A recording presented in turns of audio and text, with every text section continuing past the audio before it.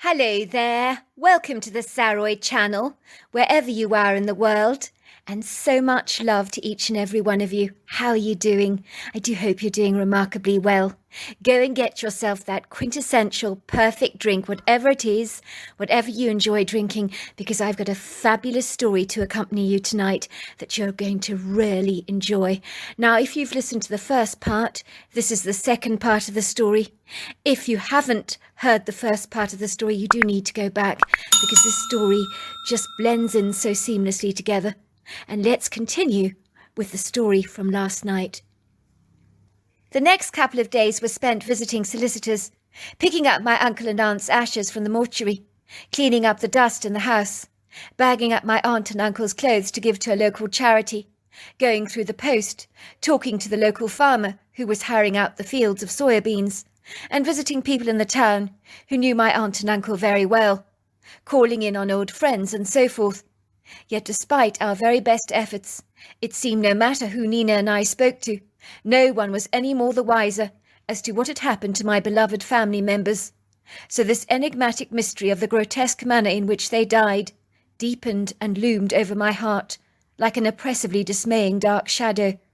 I knew in my heart someone had to know something, but whoever they were clearly very reluctant to talk.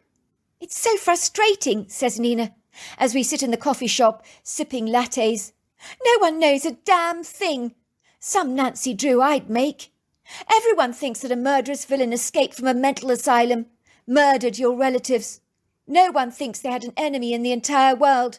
So I'm not sure where we're going with this, and if we're going to find any answers," she says, looking up at me with a deep concern etching the corners of her sparkling blue eyes. I was stunned how this woman whom I barely knew cared about me this much. Even my fiancé of over 4 years had never been this attentive. I grimaced. I just want justice for my aunt and uncle. But I knew Nina was absolutely right. It would seem I was going to have to resign myself to the fact that answers concerning my relative's demise would never ever be forthcoming, but would remain cloaked and shrouded in mystery, the reports somehow becoming dusty and estranged in some official state filing system.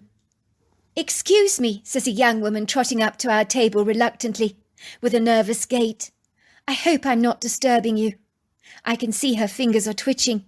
She seems timorously shy, very reticent. "I heard you asking questions around town about Mr. and Mrs. Johnson's untimely demise. I might know something," she says awkwardly, "but I can't be certain. It could, of course, be absolutely nothing." "Please sit down," says Nina. "Can we offer you a drink?" "If you're offering, a Mountain Dew would be rather nice. I'm actually quite parched." Nina indicates to the waitress to order the Mountain Dew for the young lady, while I stare at the woman. "So how do you know my aunt and uncle, do you mind me asking you?" "Well, they contacted me for help around their home. Mrs. Johnson was having problems with her arthritis. She needed someone to give her a helping hand around the place with general household duties, so I offered my services. Did a little cleaning for her 3 times a week. She was a lovely woman, so very kind to me. I'm dreadfully sorry for your loss. It was a dreadful tragedy." "Did my aunt and uncle ever mention anything to you about a person who might have been giving them a lot of grief?" "You mean, did they have any enemies?" "Goodness gracious, no. Who would ever want to harm them? Your aunt and uncle were the loveliest people. No one would willingly hurt them. They were an asset to the community." "So then what do you propose to know?" The young woman looks cautiously and nervously around the cafe to ensure there are no eavesdropping ears around, but she's reasonably satisfied by the customary clatter and clink of plates and glasses and the background humming sound of people absorbed in their own conversations. "Well, a couple of nights before they died, when I arrived at work that morning, Mrs. Johnson was in a dreadful state. She was shaking like a leaf, saying, 'What are we going to do, Alfie? What are we going to do? Next time he could kill us.' "Not if I get to him first, sweetheart. You mark my words, sweetheart. I won't rest until I've showered him with bullets and buried him in the front yard myself." At this, I am so shocked. I say, "Oh my God, they did have an enemy. Who is he? What is his name?" I can feel my heart flouncing with excitement. This woman knows something. I can feel it in my bones. "Before you get excited," said the girl, giving the waitress a thankful nod as she places the ice-cold glass of Mountain Dew in front of her and takes a few sips from her straw. "Start from the very beginning," I tell the young lady, whose name is Claudia. "I want you to describe everything that happened that day, so that I can be there in my mind's eye and see everything through the lens of your eyes. I want details, lots of details. If the coffee was cold, I want to know about it. If there was no loo paper in the toilet, I want to know about it. Tell me everything." "Very well," she says. "I will." Claudia's account. I've never believed in a sixth sense, but the day I drew up to the Johnson farmhouse, something felt off. I noticed all the curtains in the house were drawn closed. That was exceedingly unusual. It was 8:30 in the morning, for goodness sake. A crisp, beautiful autumn day, with a biting chill in the air, highlighting that winter was hastening her approach. For the first time in ages, I was wearing a long-sleeved sweater, so the cold was laying down her early foundations for the coming season. At this time of the morning, I would have expected the front door to be open, slightly ajar at least, the curtains to be drawn back wide, a few windows open to invite in some fresh air and some early morning sunshine. I would also expect to hear laughter, voices, see Mr. Johnson messing around in the outhouse, and Mrs. Johnson feeding the chickens. But there was none of that. The whole farmhouse was steeped in an airy, almost ghostly silence that actually made my skin crawl. I knew something felt wrong. Something was off. As I approached the door, I noticed this huge footprint in the flower bed that has been badly trampled, and it's outside one of the windows. It's massive. It's far too big to be human. I remember audibly gasping, studying it for a moment, while thinking, what the hell? When I got to the door before I could even knock, Mrs. Johnson opens it abruptly. She was still wearing her pyjamas, with a robe tied around her middle. She pushes me into the house, bobbing her head outside the door, to the left and right, as if she's terribly afraid of something or someone, something treacherous loitering around in the background. Then she quickly double bolts it behind me, once I'm inside. I remember thinking maybe Mrs. Johnson is becoming slightly senile. Her behaviour was completely absurd. "Is everything all right, Mrs. Johnson?" I say. And that's when I see Mr. Johnson sitting on the high chair against the granite kitchen countertop, just staring vacantly into space. He's holding his hands onto a coffee mug so tightly that I can actually see the whites of his knuckles, betraying the tense anxiety he's obviously feeling. I notice all the colour has drained from his face. He's as white as a sheet. Then it hits me, someone they love must have died. They're in mourning. That's what this is all about. I remember they talked about Paul James Johnson. Maybe something had happened to him. "Has something happened to your nephew?" I ask. Mrs. Johnson looks up at me with a nonplussed expression and says, "Of course not. Paul's absolutely fine. Why do you ask?" "Mrs. Johnson," I say, "if you forgive me for saying so, I know something is going on. You're not usually in your pyjamas and dressing gown at this time, trembling with terror, bolting the door behind me the moment I enter, and acting super weird. What the heck is going on?" That's when Mrs. Johnson breaks down in tears. She's sobbing while Mr. Johnson is telling his wife to get a grip. Everything's going to be all right. He's going to sort it all out. "But he's nasty and vindictive. He'll kill you," she spouts indignantly. "You don't stand a chance against him." Mr. Johnson looks irritated. "Have a little faith, will you, sweetheart? I told you I will take care of everything. Just you wait. By tomorrow night I will have buried him in the front yard. I will be showering him with bullets." "But you can't do that. You can't do that. He'll kill you." "Calm down, sweetheart. I've got everything sorted, everything under control. There is nothing for you to worry your pretty head about." As you can imagine, Mr. Johnson talking about burying a man under his front yard really did get my attention. What the hell were they going on about? The energy in the house was palpable. You could actually smell the fear. The couple didn't want to leave the confines of their farmhouse and were intent on leaving all the curtains drawn. They even asked me to take a trip to the grocery store on their behalf to pick up some food. I overhear Mr. Johnson telling his wife, "Don't you dare tell Claudia about any of this. No one must know. We don't want it getting around town. People will think we've lost our marbles." But couldn't we call the police? Or fish or game? Mrs. Johnson protests. Surely someone can help us. Sweetheart, if I don't want the folk in town knowing about this, I certainly don't want the police or fish and game knowing about this either. If they mess this up, God only knows what will become of us. If they got that thing upset, he could tear down our entire house. Besides, there is a very strong possibility they won't believe a single word we say. Either way, we cannot win this one. Keep your mouth tightly shut. The less people know about this, the better. I need to sort this problem out myself. Do you understand? I'm very glad to say when finally Mr. Johnson did leave his farmhouse, albeit with a bit of reluctance to attend to some farming duties, I begged Mrs. Johnson to tell me what was going on, and swore to her to keep everything she told me a clandestine secret. I think she knew she could trust me, so she told me everything. She told me that the previous night they'd been sitting together by a cosy fire. Their very large dog had died a week prior, 6 months after their Jack Russell Terrier. The couple were exceedingly aggrieved. They were spending time just chatting by the fireside, talking about the possibility of bringing new life into the farmhouse. Mrs. Johnson was against getting another pet. She claimed it would break her heart all over again. But her husband was trying to persuade her that without dogs around the place, it felt very empty. I think he described the place as becoming sombre, like a mortuary. That was when they heard this foreboding banging sound, and Mr. Johnson looks out of the window. He tells his wife there's something on the property, an intruder. He'd seen a dark, shadowy figure. He ambled over to his gun cabinet, grabbed a rifle, loaded it as quickly as he could, shooting out into the darkness, towards the direction of the intruder. In a trice he encounters the obscure, pretentious figure. It emerges through the dusky twilight, glaring at him with fiery red eyes. The creature looks like a cardboard cutout of King Kong, but with the outside light, the puddles of silvery moonlight dappling the yard in a soft gossamer illumination, he observes that this thing is a Bigfoot. Mr. Johnson did not believe Bigfoots existed in North America, so seeing this thing was like being flung out of your paradigm.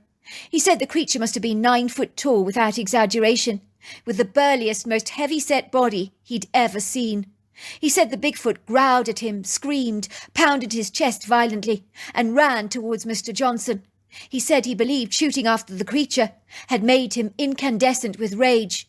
He managed to bolt back into the house in the nick of time, but this creature started kicking at the eaves of the house, screaming indignantly, growling, and peering in at them through the window.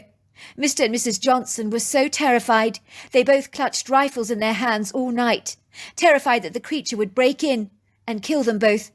But once the sun set over the valley, the creature retreated into the woodgrove and was gone. But what hadn't gone was their terror.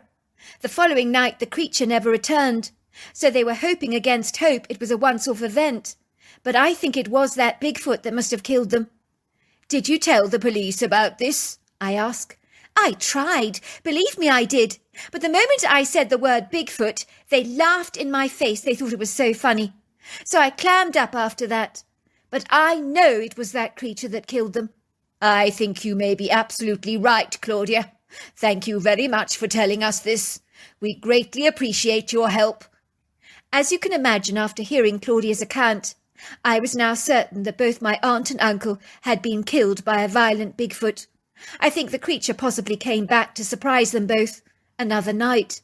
My uncle possibly went out to try and shoot him, possibly followed by my aunt, who was terrified of my uncle coming to any harm. But both of them clearly aggrieved the Bigfoot, who lunged out at them in anger, and had literally torn their bodies wide apart, displaying them around the forest like some kind of gruesome, morbid trophy. I was now absolutely certain that there may be a Bigfoot on my uncle's property, who had killed the both of them. I was determined to wreak my revenge. I had to find him. So with my hunting rifle in hand, I was determined to search the woodgrove for him. I was going to kill him with a high-powered rifle. And that was that. "Remember when we first met," said Nina, "you'd say to me that we should never underestimate the power of the ocean. Cannot the same be said for this Bigfoot? If your aunt and uncle went after him with their rifles, and he overcame them so easily, will he not do the very same to you?" "There's a difference," I say to Nina. The element of surprise is always an advantage. A whole year has gone by since that tragic event, so that Bigfoot will not be expecting any reprisals. You're crazy, you know that. How are you ever going to find him? How can you even be sure he's even in the woodgrove anymore? Do you know how many people spend a lifetime looking for Bigfoots and never ever find them? What makes you think you're so special that you're just going to stumble across him like that? It's not that I think I'm special. It's because I'm determined. There's a very big difference. It was during the day I decided to investigate the woodgrove, leaving Nina behind at the farmhouse. But much to my extreme annoyance, I discovered she'd followed me, and I was less than pleased about that.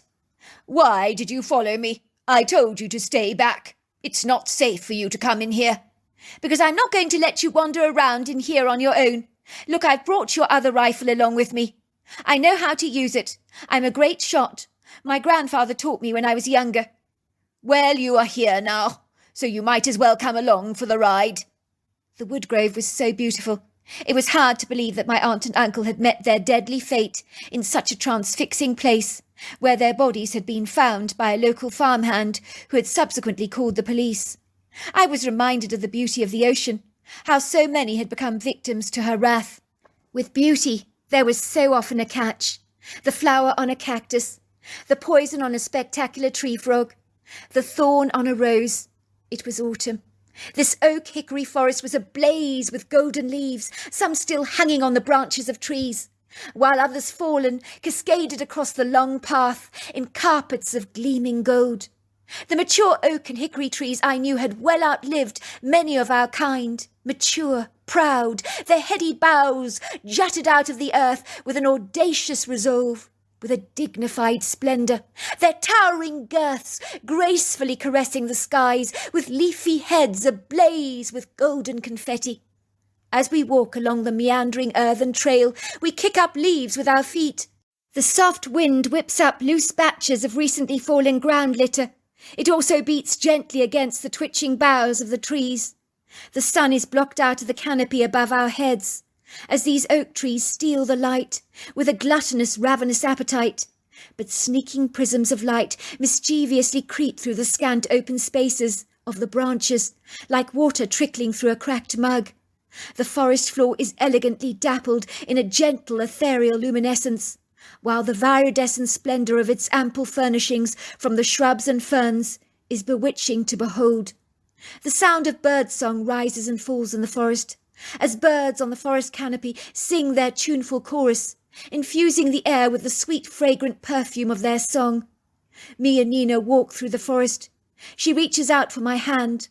My heart almost skips a beat. It gallops like an overexcited stallion that cannot be calmed. This I had not anticipated. The girl I'd dreamt of since I was 13 years old, holding my hand like this. I can't wipe the grin off my face. The mission we're on, to find this angry Bigfoot, seems to have taken a back seat for a moment, as I bask in the magic of this experience. "Don't look so surprised," Nina says to me. "I've liked you since we were 13 years old, and back then I think you liked me too. I always got a sense you did. Did you really think I came all this way out here with you, out of the goodness of my sweetheart? I wish I was that nice, but in truth I'm not. I came because I like you a lot. I always have. And when you left Ocean City all those years ago, I was absolutely gutted. I never thought I'd ever see you again, until I saw you on the beach. I used to curse myself for not having the guts to speak to you when I was 13. I wasn't going to make the same mistake again. Believe me, I wasn't." "Did you recognise me on the beach that morning?" I ask. "No, not until you looked me in the eyes when you handed me that pansy shell. Then I knew it was you, which is why I dragged you away to talk. I wasn't going to let you go, not now that I'd found you. I know I'm forward holding your hand like this, but I figured if I didn't make the first move, I might be waiting forever.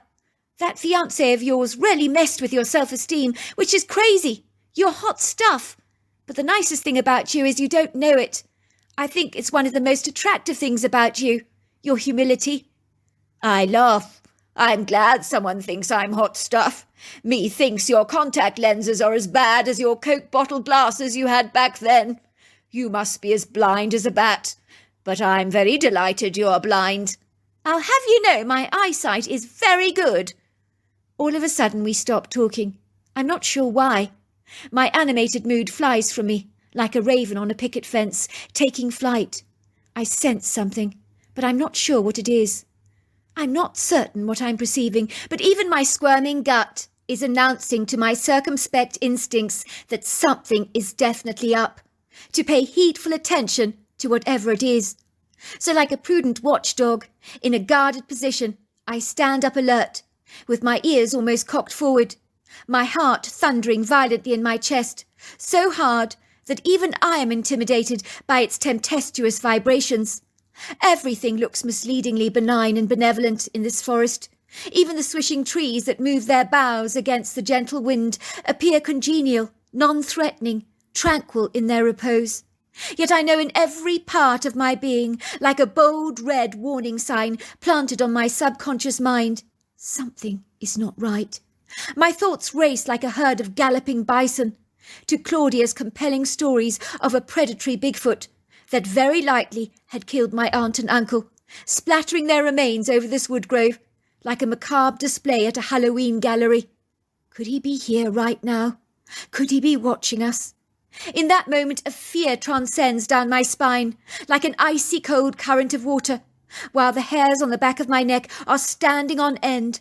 And if that's not bad enough, my heart is thundering so hard, so fast, I'm sure my chest is going to explode under its pressure. I came here to find this Bigfoot. I came here to kill him with my Remington high-caliber rifle that I'm now carrying in my American carrier. But now this brave, courageous idea of mine that seemed so plausible, so attainable in the cold light of day, seems preposterously ludicrous now. Do I really fancy myself as some kind of hero, taking on the kind of beast Claudia was describing to me at the coffee shop? I glance over at Nina. I can see the colour has drained from her face. She looks terribly afraid. She's trying to reach for her rifle, in her American carrier, but her fingers are trembling violently. Mine are doing no better. It's like they've literally turned to jello. Something's watching us. I feel as if we're being stalked. I heard heavy footprints behind us. I think we should get out of here. Don't you worry, Nina. We're getting out of here right now, I say. Let's turn around, retreat on our footsteps. The forest has gone quiet. I sense we're being watched. Is this heinously evil, truculent Bigfoot here, loitering among the ground cover, among the ferns, the shrubs, the briars, the trees themselves? Is he watching us? I shiver with apprehension at the very thought, my confidence shrinking back to the courage of a boy. And now, the courage of an ant. I feel eyes on us. The eyes seem to be drilling through me like a woodpecker's tenacious beak. But as I glance around my familiar surroundings, I see absolutely nothing. I feel frustrated. I cannot see a predator that can see me, which places me and Nina at an extreme disadvantage, in an unenviable, vulnerable position. One thing I've discerned is that the birdsong has all but drifted away, while the forest beyond the rustling leaves has become disturbingly quiet. And within that silence, every single part of me, every cell in my body is screaming so loudly to get out of this inauspicious, bodeful place. What the hell was I thinking coming in here? All of a sudden we hear movement behind the trees, and a head pops out at us. A friendly, congenial, pyramid-shaped head, with bright, sparkling, amused treacle-colour eyes that are both kind, benevolent, non-threatening, and unintimidating. The eyes appear to look at us from 8 feet off the ground, which means the creature is incredibly tall. It shrinks back, retreating into the shadows. But Nina and I saw it. It was a Bigfoot. I know it was. We both know it was. What do you do when your enemy seems to have become a friend to you? When the creature you intended to kill appears convivial towards you, if not rather evasive? I wanted to lift up my rifle to fire at this Bigfoot impulsively, but the idiosyncratic creature is still cowering behind the trees, as if consumed by an evasive shyness, a timorous reticence. But despite that, I sensed it was reaching out to us with the arm of friendliness. How can I then turn on aggression towards it? Don't shoot, whispers Nina, nudging my arm. That may be a Bigfoot, but there is no way that was the Bigfoot that harmed your uncle and aunt. The creature, did you not see? It had the eyes of an angel. Did you see the eyes? I've never seen eyes like that. I know we saw the head fleetingly, but I saw enough to know that creature, it was no threat. I am torn between a rock and a hard place, not knowing how to react. But I had seen those eyes too, for a fleeting second, and those were not the eyes of an aggressive killer. They were the eyes of an angel. Nina was right about that. But that is of no comfort or consolation to me, although the fear I was feeling moments before has been calmed somewhat. The inauspicious feeling of dread vanquished from my mind. I came to this forest to wreak my revenge on a Bigfoot that had killed my aunt and uncle. But if the species are not all predatory killers, and there are more of these creatures around, how will I distinguish the perpetrator from the innocent? It would be like looking among a wheat crop for a single weed. Not easy. I can't just randomly shoot at anything that I might suspect could be guilty. What if they're not? Judging by the Bigfoot we had briefly observed, not all the apples in the barrel are actually rotten. We slowly moved through the forest, both feeling a lot less flustered, as the Bigfoot we'd just glimpsed was obviously benign, seemed convivial, timorous, but definitely did not impose a threat to us. In a trice, we're suddenly hit by a barrage of tiny pebbles. We turn around to see a female Bigfoot standing yards away from us. I know it was the one peeking at us behind the tree that we'd seen moments before. But now we see her in her lofty majesty and are thrown off guard by her mighty presence that could easily surrender a shocked heart to its final beat. I sense she's reaching out to us. She's beckoning to us. She's shy, but she seems to have overcome her angst and is insisting we follow her. She wants us to follow her, says Nina. I think we should. She's got kind eyes. We can definitely trust her. I study the Bigfoot. In normal circumstances, this creature would make me have a coronary arrest based on her mere size, her intimidating sinewy proportions. I imagine for her, lifting a car would be a piece of cake. That is how puissantly powerful she clearly is. I mean, I've never been good on size and weight, but I will tell you this. She's between 7 to 8 foot tall, densely ripped, with heavy-duty muscles, built like a powerful piece of farming machinery, strappingly robust. It would not be easy to take her down. You need the kind of powerful ammunition required for a rhino or an elephant. I notice she's covered in tortoiseshell colouring, and her hair is long and silky, her face human. It's so uncanny, although her head is a rather unusual cone shape, low slung on a Herculean-sized pair of shoulders. Her breasts are small and delicate on her stocky physique, and the only part of her body where the flesh is actually soft. I should be afraid of her, but I'm not. It's those bewitching, alluring eyes. It's her demure, gentle energy that reminds me more of a timorous doe, rather than a creature of such vast, substantial size. I've seen little snappy dogs more frightening than her. Nina was right. If I took a pop shot at her with my rifle, based on her serene, loving energy, how could I ever live with myself? As insane as this may sound, I'd feel as if I'd murdered a fellow human being, as that is how human she appears. She is clearly emotionally intelligent, dignified, very sharp-witted, but she's got a great sense of humour. If a creature has a profound sense of humour, then they're terribly clever. Let's not kid about that. Me and Nina do not feel afraid to follow her. She seems so eager to show us something. But what? I hasten to say, I entered this wood grove with such a remarkable, hateful prejudice towards Bigfoots, after hearing Claudia's horrifying story. But this Bigfoot has turned my heart to mush. There is something so beguiling, so charmingly sweet about her. It's the way she turns around to look back at us to check we're following her. She makes a thrilled whooping sound at the back of her throat when she sees that we are, that makes Nina actually giggle. She's so cute, whispered Nina to me. I never thought I'd describe something her size as cute, but she's adorable. I want to go up to her and give her a huge hug, like a big oversized teddy bear. Me and Nina are now following the creature confidently. We know we're safe. We don't feel even a wee bit of fear. The creature is charming. Finally in the woods we come to a large clearing. The female Bigfoot is pointing to what looks like a large burial plot. There's a massive mound of soil pulled up above the ground, with a couple of sticks sticking through the soil. The Bigfoot is chattering away to us in an audible language that we don't understand or comprehend, but gestures for us to sit on the earthen floor, which we do. The next thing, her hands are digging into the mound as fast as she can, pulling away the soil frantically, like a dog in your yard, eagerly digging up the bone he has buried.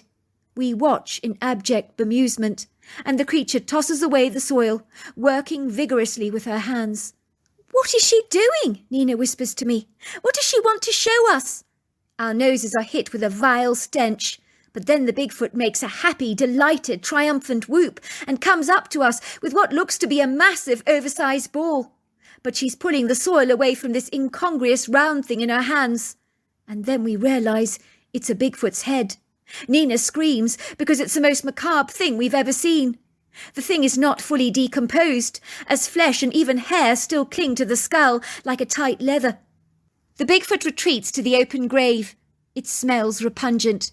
She returns with a dozen used rusty bullets that had been fired from a high-caliber rifle, that she drops at our feet, that had obviously been pulled out of the Bigfoot's body and buried beside his head for some bizarre reason. These are my uncle's bullets, the same ones that I'd found randomly spilled all over the floor in the house that the police had not bothered to clear away.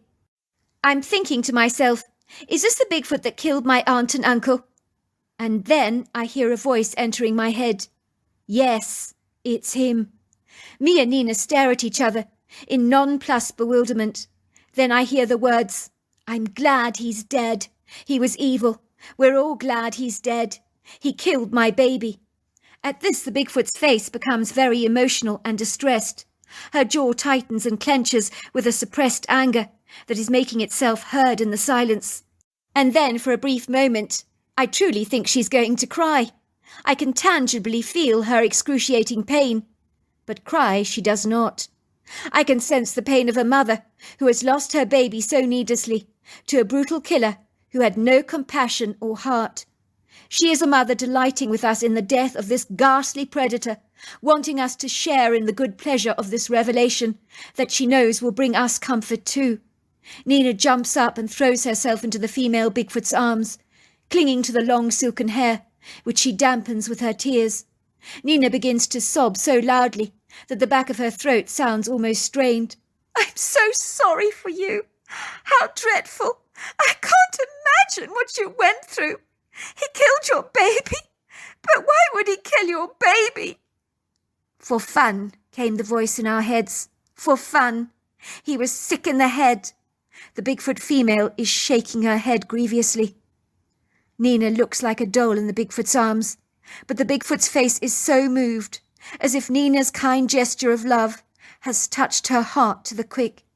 She pats Nina's back affectionately, while Nina wipes away the tears from her face with the back of her long sleeves. We both heard this female Bigfoot talking to us telepathically, in our heads. That had never happened to me before, nor ever since. It's a distinctive, audible voice in your mind you physically hear, which you know is not a random thought. The voice is articulate, but it's female. In bewilderment to make sense of what the Bigfoot is telling us, she begins to mime everything that happened that inauspicious night, when my uncle and aunt were tragically killed. It would appear that my uncle had chased after the Bigfoot, with my aunt trailing behind him. He had shot at the Bigfoot multiple times. It seemed that the bullets had no immediate effect. The Bigfoot succeeded in tearing my uncle and aunt apart, arranging their bodies around the woodgrove, like a horrific scene from your worst nightmare. The female Bigfoot points to the bullets, and is explaining that the Bigfoot that had killed my aunt and uncle finally sat on a rock after the gruesome carnage, and began to plunder his own skin, to remove any of the offending bullets that had jammed their way into his body, of which there were many. It was as if he was pulling burrs off a sweater that had been incarcerated in a bunch of thorny briars. One by one he pulls out the bullets, some embedded deeper than others, as they had become an irritant to him. Finally oblivious to the consequence of his actions, he removes one of the bullets from the femoral artery in his leg, which was acting like a plug hole. But once the bullet is removed, the blood begins to gush and seep out of the puncture like a tsunami. He tries to plug the bullet back into place to block the gash. When he realizes the gravity of what he's done, it's too late. The gash is far too wide. It cannot be reblocked again. He fades. Death comes quickly and urgently to him, sparing little regard for him. The same lack of regard that he'd shown towards my uncle and aunt.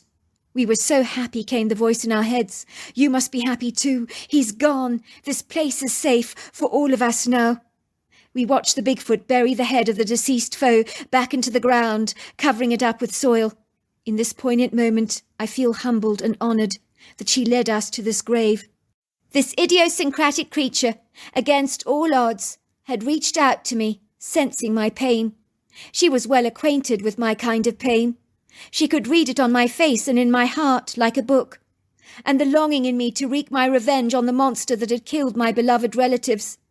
It would seem that despite her natural reticence and reserve, she overcame that to bring me the comfort I was seeking, so that we could both share in the joy of his passing. And we did. In that moment, a deep bond was birthed between the three of us, a friendship borne about by a shared grief. And although we all knew we would possibly never ever see each other again, there was a love between us that could not be extinguished. And all these years later, that female Bigfoot pops into my head at random, as if to suddenly say, hello. And the same thing happens to Nina, at exactly the same time. There is no way that that is a coincidence. We believe this is the Bigfoot's way of WhatsApping us, with the power of telepathic communication. It's powerful stuff, believe me. And it's real. Needless to say, I did scatter my uncle and aunt's ashes in the woodgrove, and even though it was a scene of great carnage, I had scattered my mother's ashes out to sea as well, where she'd met her precarious end. For you see, despite the horrors that can occur in these places, my aunt and uncle had loved that woodgrove, just like my mother had adored the ocean, as within the beauty can be a great, great danger. But we cannot escape the beauty. These days, me and Nina can be seen walking down the broad walk in Ocean City, hand in hand, with a pram that is holding our firstborn child, a little girl we chose to call Lily. Me and Nina have been happily married for several years. We consider our encounter with the Bigfoot completely life-changing. And I went into the woods to find evil, but I found a good, as good always overcomes evil. So there you are. That's my story. Wow, what an incredible story. Until next time, goodbye and good night.